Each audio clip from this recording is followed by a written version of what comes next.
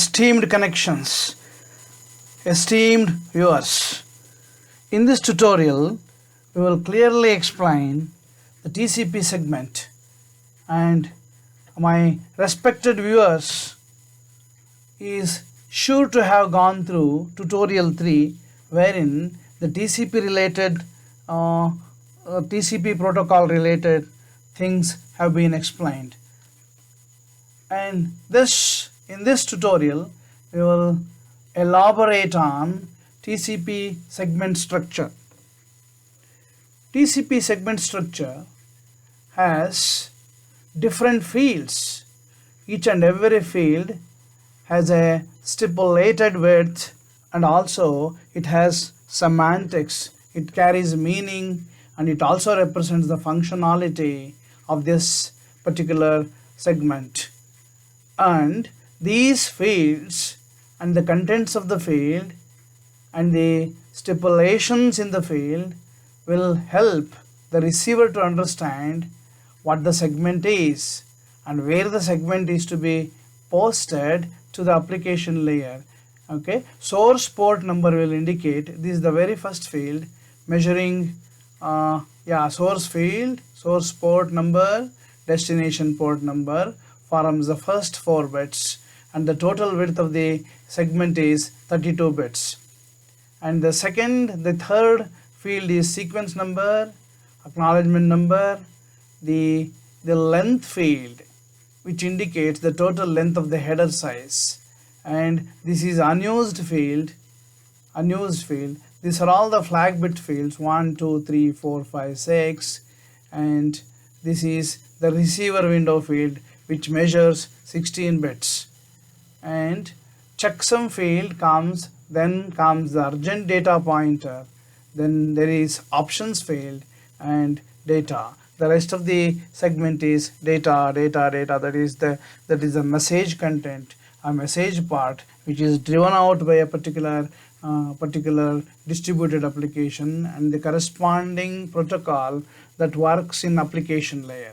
So we will just explain each and every field threadbare so that the functionality of this so-called header of TCP segment will really do when it is received by the receiving end.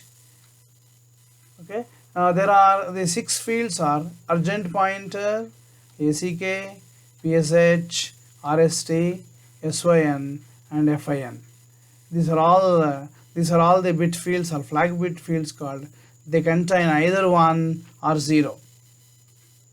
Now, source port number indicates this is a 16-bit field. It indicates the application layer protocol and the kind of distributed application which generated the message content, which forms the payload in the segment.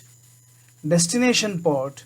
This 16-bit field indicates the application to which the contents of the segment is to be handed over at the receiving end. This is a 32-bit field and it indicates the sequence number of the packet. Therefore, as soon as we say 32 width which is equal to 32 bit, it also indicates that we can put up that the TCP can put up a sequence number equal to 2 to the power of 32 minus 1. So many sequence numbers can be uniquely represented within this particular field.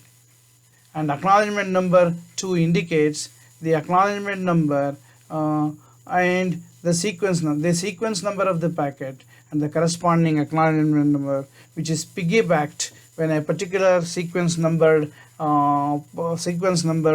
segment reaches the receiver. Then comes the length field. This 4-bit field, header length field, it specifies the length of the TCP header in 32-bit words. This is a required field because this TCP header can be of variable length due to TCP options field. If the options field is empty, so that the length of the typical TCP header is 20 bytes. Okay, this contains indication of 20 bytes if option field is empty. Otherwise, whatever the 20 bytes is added to options field, if at all there is an option field that is contained in the segment header. and this is unused field which is of 6-bit length, and it is used for storing some control information which is required during some unforeseen situations. And these are all the flag bit fields: URG, urgent pointer, okay, and ACK, PSH, RST, and SYN and FIN.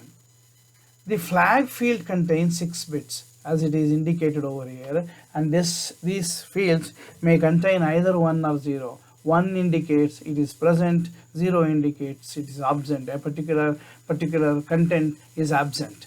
The flag field contains 6 bits. The ACK bit is used, for example, the ACK bit is used, the second one is used to indicate that the value carried in the acknowledgement field is valid. That is, the segment contains an acknowledgement for a segment that has been successfully received. The RST, SYN, and FIN bits are used for connection setup and teardown. Setting the PSH field bit indicates to bit to 1 indicates that the receiver should pass the data to the upper layer immediately. Finally, the URG bit is used to indicate that there is data in this segment that the sending side upper layer entity has marked as urgent.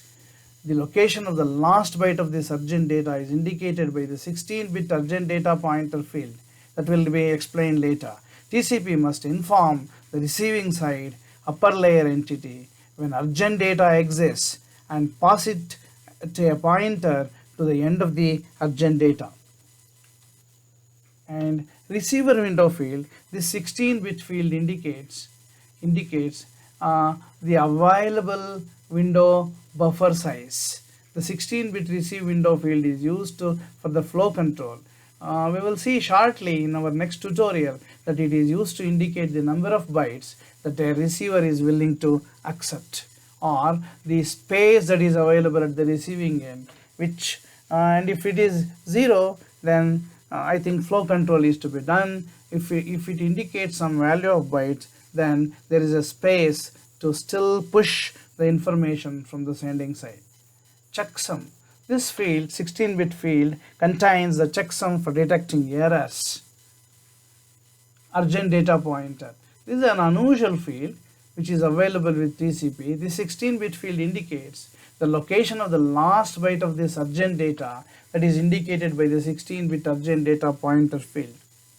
And this data may be pertaining to some financial applications or some defense related applications, and which is very crucial as far as the portion of the message is concerned, as far as the content of the message is concerned. And options field. This 32-bit optional and variable length options field is used when a sender and receiver negotiate the maximum segment size, or as a window scaling factor for use in high-speed networks. And the last field that is available indicates the data. It's also called as a payload field because this exclusively indicates the segment, and it is devoted to the fraction of the application message with a particular sequence number as indicated in the sequence number field. With this, we have clearly explained the segment and the header, TCP header attached to that particular segment. And it is very important to realize that the control information that is appended with each and every fraction of the segment, fraction of the message which is found in this particular field will be able at the receiving end, looking into or reading through this control information, the receiver's TCP will be able to interpret, and it will decide as to what to do with the message that is available over here. So with this, we complete the clear explanation of TCP segment, and the next tutorial we will bring out exactly as to how TCP will compute the timeout interval and how exactly the TCP will do the flow control. Until then, bye, and if you like this video, kindly subscribe.